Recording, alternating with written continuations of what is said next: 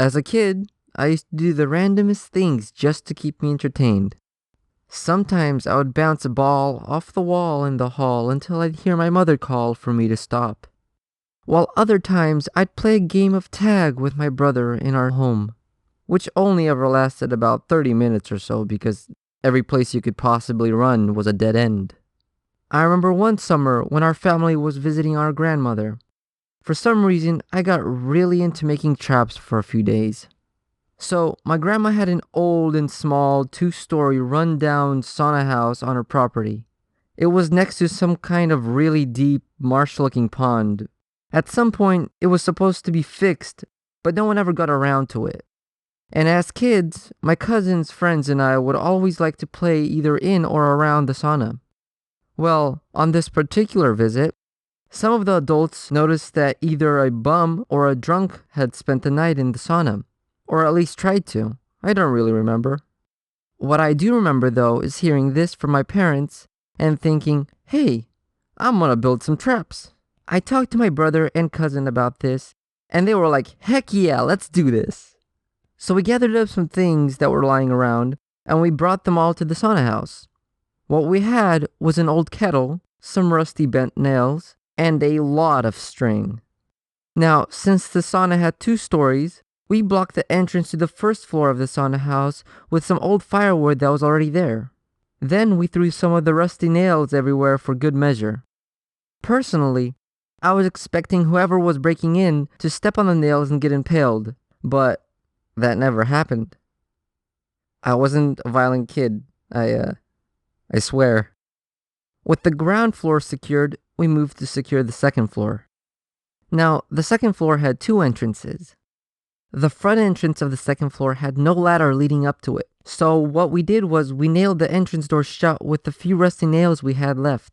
The second entrance, however, was a little tricky. There was no door on the second entrance, only a ladder leading up to it from the outside.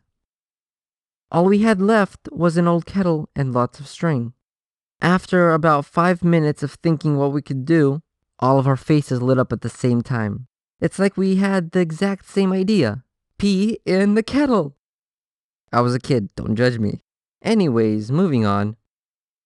We strung up the pee kettle over the entrance and set it in such a way that once we were out, we could not come back in without setting off the trap. Let me be clear. Setting off the trap meant having all of our pee spilled on whoever was trying to get into the sauna. So anyways, we left the sauna alone for the rest of the day.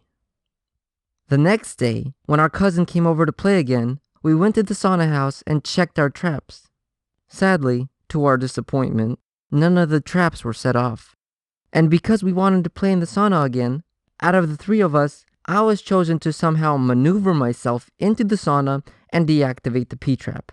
I got halfway into the sauna before accidentally triggering the trap and spilling everything onto my legs. I guess my attempted entrance was penied.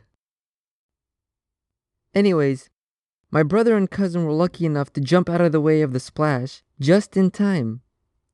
Talk about the worst splash zone to be in, am I right? My cousin and brother were laughing at me like, ooh, you're in trouble now. As they were laughing and walking away to find another place to play, I started climbing down the ladder. I got halfway down before I decided, you know what? I'm gonna jump the rest of the way. So I jumped down and really nailed the landing. I tried to walk forward, but for some reason, my right foot wouldn't move. I slowly lifted my foot, and blood just started pouring everywhere. Because of the marsh-looking pond nearby, there was really tall grass growing around that particular area, and I managed to jump on one of the many hidden things in that grass. A board with a nail sticking out of it.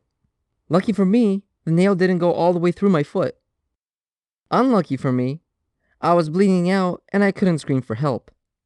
I barely managed to squeak out, please, help, I bleed.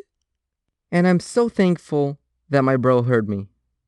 He and my cousin rushed over to me and helped me hobble over to my grandma's front yard. Because all the adults were away in town, only my grandmother and her caretaker were there. The caretaker looked at my foot and said, bring me my thread and needle. I was like, nope, No, thank you. So instead, the caretaker used a cloth napkin and some cotton to make me a makeshift bandage, and I was sent right back out to play. Now I know what you're thinking, and I completely agree with you. Yes, I was a pretty tough kid. I still am.